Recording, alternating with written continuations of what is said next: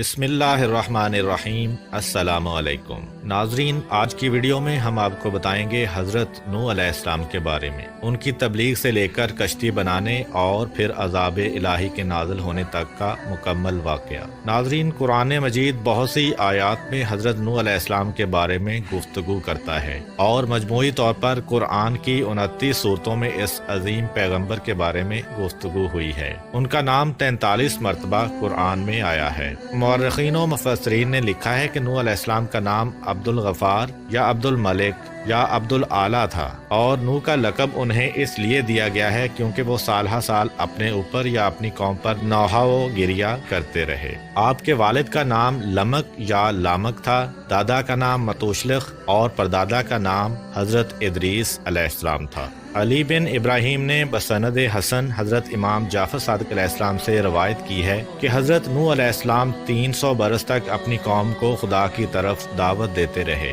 لیکن قوم نے ان کی دعوت قبول نہ کی تو چاہا کہ ان پر نفرین کریں۔ اس وقت ان پر طلوع آفتاب کے قریب آسمان اول کے فرشتوں میں سے 2000 گروہ نازل ہوئے۔ وہ عظماء ملائکہ میں سے تھے۔ نوح علیہ السلام نے ان سے پوچھا کہ تم لوگ کون ہو؟ کہا، ہم سب آسمان اول کے فرشتے ہیں اور آپ سے سفارش کرتے ہیں کہ آپ اپنی قوم پر نفرین نہ کیجیے۔ حضرت نوح علیہ السلام نے کہا، اچھا، میں نے ان کو 300 سال کی مہلت دی۔ 300 سال ختم ہو گئے اور وہ ایمان نہ لائے تو ان پر آپ نے پھر نفرین کا ارادہ کیا تو دوسرے آسمان کے 2000 گروہ فرشتوں کے آئے۔ نوح علیہ السلام نے پوچھا، تم لوگ کون ہو؟ کہا، ہم سب آسمان دوم کے قبائل ملائکہ سے 2000 قبیلے ہیں، اور ہم آپ کے پاس آئے ہیں اس لیے کہ آپ سے التجا کریں کہ آپ اپنی قوم پر نفرین نہ کریں۔ نوح علیہ السلام نے کہا، 300 سال ان کو اور مہلت دی۔ پھر جب 300 سال تمام ہوئے اور وہ لوگ ایمان نہ لائے تو آپ نے ان کے لیے بد دعا کا ارادہ کیا۔ سورہ ہود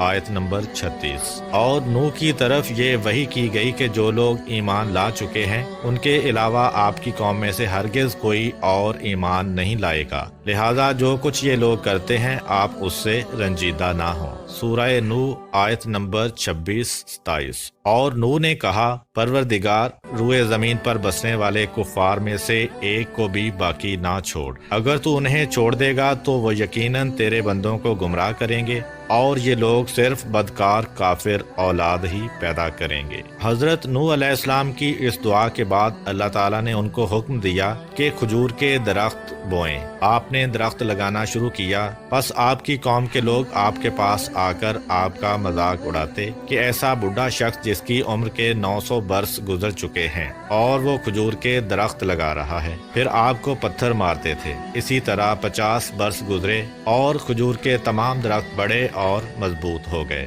تو اللہ تعالیٰ کا حکم آیا کہ ان درختوں کو کاٹیں۔ یہ دیکھ کر آپ کی قوم پھر مذاق کرنے لگی کہ اب جب کہ کھجور کے درخت بڑے ہو گئے ہیں تو اس بوڑھے مرد نے کاٹ ڈالے، اس کی عقل زائل ہو گئی ہے اور پیری اس پر غالب آ گئی ہے۔ سورہ ہود آیت نمبر 38-39۔ اور وہ یعنی حضرت نوح علیہ السلام کشتی بنانے لگے اور ان کی قوم کے سرداروں میں سے جو وہاں سے گزرتا وہ ان کا مذاق اڑاتا تھا۔ نوح علیہ السلام نے کہا، اگر آج تم ہمارا مذاق اڑاتے ہو تو کل ہم تمہارا اسی طرح مذاق اڑائیں گے جیسے تم مذاق اڑاتے ہو۔ عنقریب تمہیں علم ہو جائے گا کہ کس پر وہ عذاب آتا ہے جو اسے رسوا کر دے گا اور کس پر ہمیشہ رہنے والا عذاب نازل ہوگا۔ اللہ تعالیٰ نے حضرت نوح علیہ السلام کو کشتی بنانے کا حکم دیا اور جبرائیل علیہ السلام کو ان کی تعلیم پر مامور فرمایا۔ غرض کہ نوح علیہ السلام نے کشتی بنانا شروع کیا۔ اس کی لمبائی 1200 ہاتھ، چوڑائی 800 ہاتھ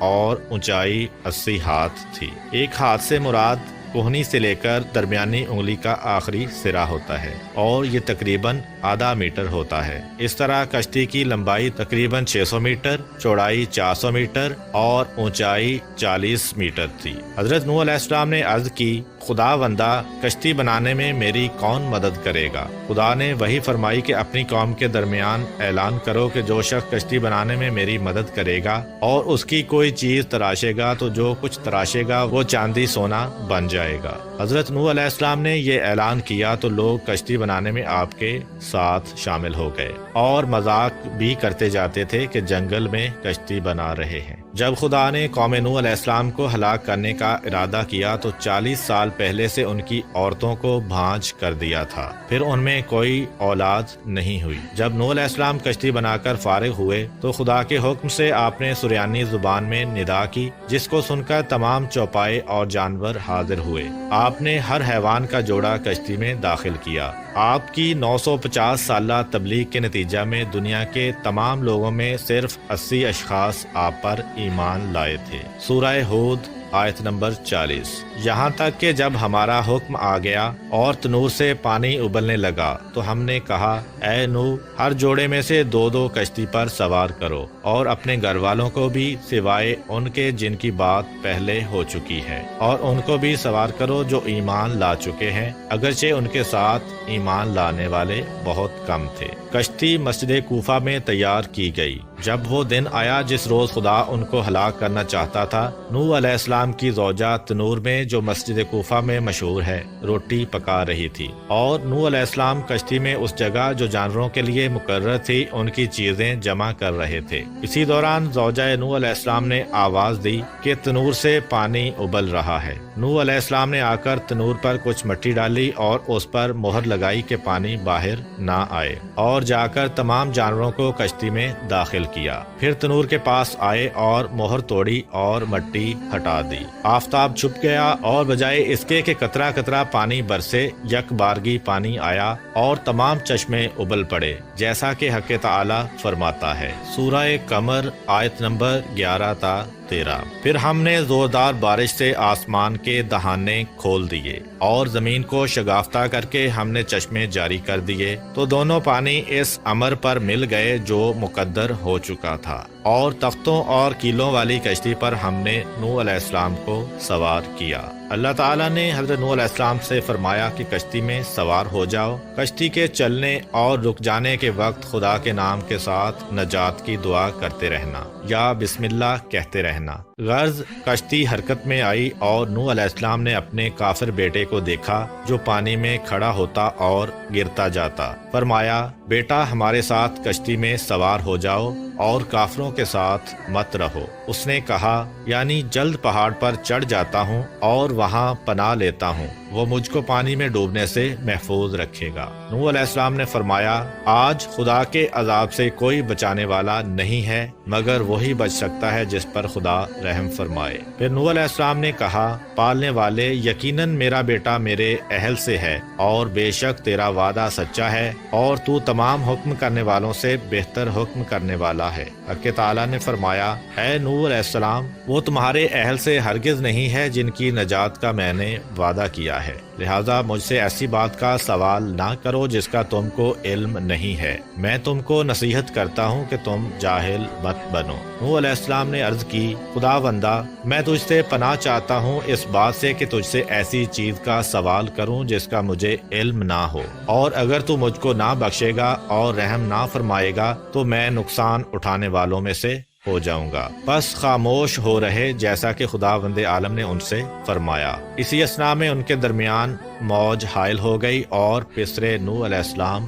غرق ہو گیا۔ کشتی مڑی اور اس کو موجوں نے تھپیڑا دیا یہاں تک کہ مکہ میں پہنچی اور خانہ کعبہ کے گرد طواف کیا، کیونکہ کعبہ کے سوا تمام دنیا غرق ہو گئی تھی۔ خانہ کعبہ کو بیت العتیق اسی لیے کہتے ہیں کہ وہ غرق ہونے سے محفوظ رہا۔ غرض 40 روز تک آسمان سے پانی برستا رہا اور زمین سے چشمے ابلتے رہے، یہاں تک کہ کشتی اس قدر بلند ہوئی کہ آسمان سے جا ملی۔ تو حضرت نوح علیہ السلام نے اپنے ہاتھ بلند کیے اور عرض کی، یا رحمانہ اتقن، یعنی پروردگارہ احسان فرما۔ اس وقت خدا نے زمین کو حکم دیا کہ اپنے پانی کو کھینچ لے، جیسا کہ قرآن مجید میں بیان ہوا ہے۔ سورہ ہود آیت نمبر 44۔ یعنی کہا گیا کہ اے زمین اپنے پانی کو جذب کر لے اور اے آسمان برسنے سے رک جا۔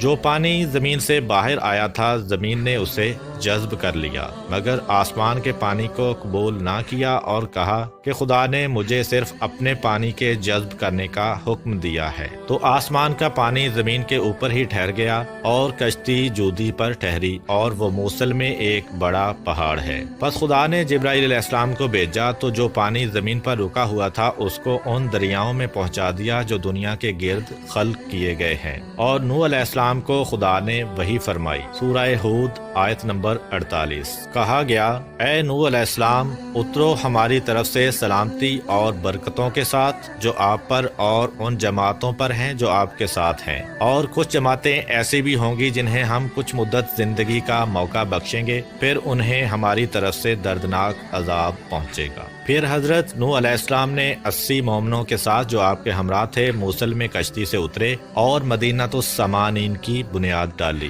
حضرت نوح علیہ السلام کے 3 بیٹے سام، حام اور یافس کے 3 بیٹے سام، حام اور یافس بھی ان کے ہمراہ کشتی میں سوار تھے۔ مورخین کا نظریہ یہ ہے کہ کرۂ زمین کی اس وقت کی تمام نسل انسانی کی بازگشت انہی تینوں فرزندوں کی طرف ہے۔ ایک گروہ حامی نسل ہے جو افریقہ کے علاقہ میں رہتے ہیں، اور دوسرا گروہ سامی نسل ہے جو مشرق وسطیٰ میں رہتے ہیں، اور یافس کی نسل کو چین کے ساکنین سمجھا جاتا ہے۔ چونکہ طوفان نوح کے بعد نسل انسانی حضرت نوح علیہ السلام کے فرزندوں سے آگے بڑھی، اسی سبب سے حضرت رسول خدا صلی اللہ علیہ وآلہ وسلم نے فرمایا کہ نوح علیہ السلام 2 پدر میں سے ایک پدر ہیں، یعنی حضرت آدم علیہ السلام کے بعد تمام انسانوں کے باپ ہیں۔ اسی وجہ سے حضرت نوح علیہ السلام کو آدم ثانی بھی کہا جاتا ہے۔ روایات میں آیا ہے کہ حضرت نوح علیہ السلام کی کشتی پورے 6 ماہ سرگرداں رہی۔ یہ مدت ابتدائی ماہ رجب سے لے کر ذی الحج کے اختتام تک تھی۔ ایک اور روایت کے مطابق 10 رجب سے لے کر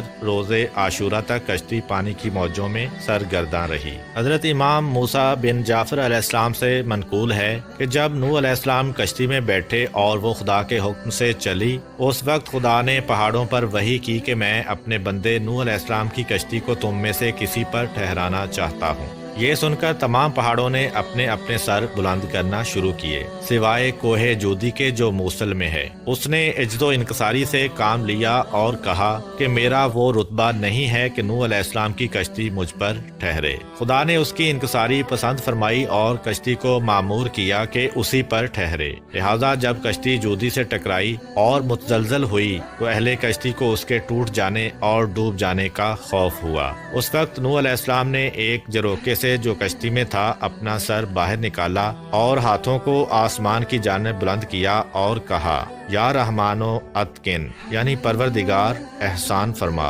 ایک اور روایت کے مطابق حضرت نوح علیہ السلام نے جناب رسول خدا اور ان کی آل کا واسطہ دے کر اللہ تعالیٰ سے دعا کی تھی۔ بہت سے مفسرین نے کہا ہے کہ کوہ جودی جس کے کنارے کشتی نوح علیہ السلام آ کر لگی تھی اور جس کا ذکر قرآن میں آیا ہے، وہ وہی مشہور پہاڑ ہے جو موصل کے قریب ہے۔ بعض دوسرے مفسرین نے اسے حدود شام میں یا آمد کے نزدیک یا عراق کے شمالی پہاڑ سمجھا ہے کہ یہ وہ پہاڑ ہے جو موصل اور الجزیرہ کے درمیان ہے۔ الجزیرہ شمالی عراق میں ایک جگہ ہے اور یہ الجزائر یا الجزیرہ نہیں جو کہ آج کل مشہور ہے۔